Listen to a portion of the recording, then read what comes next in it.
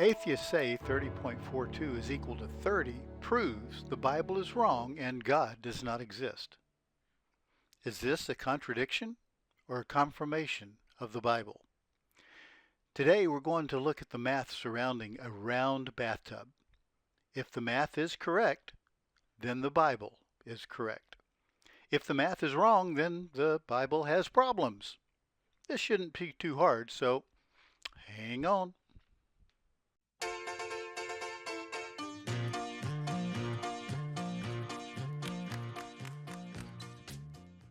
This video is in response to comments made by a guy who calls himself a professor but admits he is not.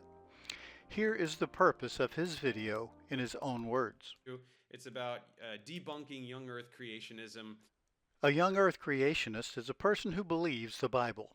Usually the Bible they study is the King James translation, whose lineage comes from Antioch, Syria, where we were first called Christians. You know that the Bible is totally indefensible as a scientific or historical document and doesn't stand up to an ounce of scrutiny. In his videos, he is wrong in so many areas we don't have time to address them all, so I'll just address this one today. You will have to make some attempt to answer the question, after which I will point out your monumental failure. You must be dying to know what these questions will be, so here they are. 1 Kings 7:23. And he made a molten sea, 10 cubits from the one brim to the other. It was round all about, and his height was 5 cubits, and a line of 30 cubits did compass it round about. This verse deals with the dimensions of a round bathtub. It is often used by atheists to try and prove the Bible contains errors. Here's his confusion. He summarizes 1 Kings 7:23. Here's what the atheists say. C is equal to pi times d is the equation for this circle. If we multiply pi times the diameter, given in verse 23, then we get 31.4 cubits and not 30. They say this is a contradiction, and thus the Bible cannot be trusted. The mistake they make is ignoring the fact that the sides of the bathtub, the molten sea, has a thickness. To understand the complete geometry of the bathtub, we need verse 26, which says, And it was a handbreadth thick, and the brim thereof was wrought like the brim of a cup. This actually means we're dealing with two circles. Here's a simplified graphic to help us understand. A handbreadth mentioned in verse 26 is the thickness of the walls. We find this thickness by subtracting the two diameters. But only one diameter of the outside circle is given as 10 cubits. We need to determine the diameter of the inside circle. If we are given the circumference of the inside circle as 30 cubits, then we can determine the diameter of the inside circle with this equation.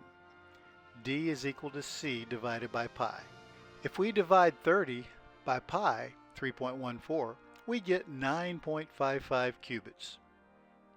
Subtracting the two diameters gives us 0.45 cubits.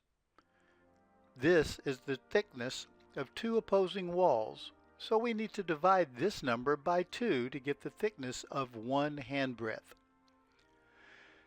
0.45 divided by 2 gives us 0.225 cubits for one handbreadth. Now let's compare the Bible to the real world. What's a cubit? It is the distance from your elbow to the tip of your longest finger. What's a handbreadth? It's the distance across your hand.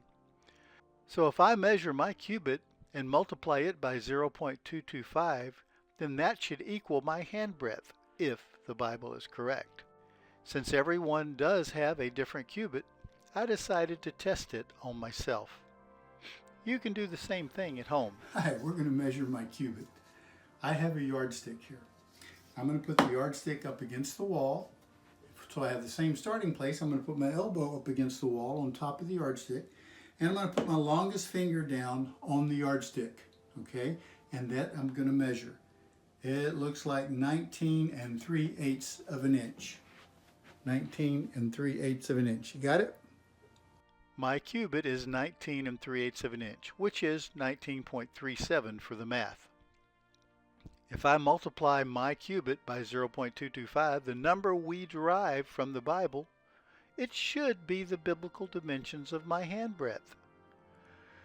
19.37 inches times 0.225 gives us 4.36 inches. This is what the Bible says my hand breadth should be. You know, I measured my hand breadth a number of times. Sometimes it was a tiny bit larger or a tiny bit smaller than 4 3/8 of an inch, depending upon how hard I pressed my hand down. So I just tried to relax my arm and just rest on the yardstick. Most of the time it was 4 3/8 of an inch, so I'll just use that. 4 3/8 of an inch is 4.37 inches. Okay, here is where the rubber meets the road. Drum roll, please. The Bible says it should be 4.36 inches. The real world says it is 4.37 inches. Oops. I'm off by 1/100th of an inch. How much is 1/100th of an inch? So is the Bible wrong, or is my measurement a little sloppy and imprecise? You try it at home. So, Professor, I think I have answered your non-question question. The Bible is correct after all. By the way, Professor, I was taught this and much more by Dr. Kent Hovind.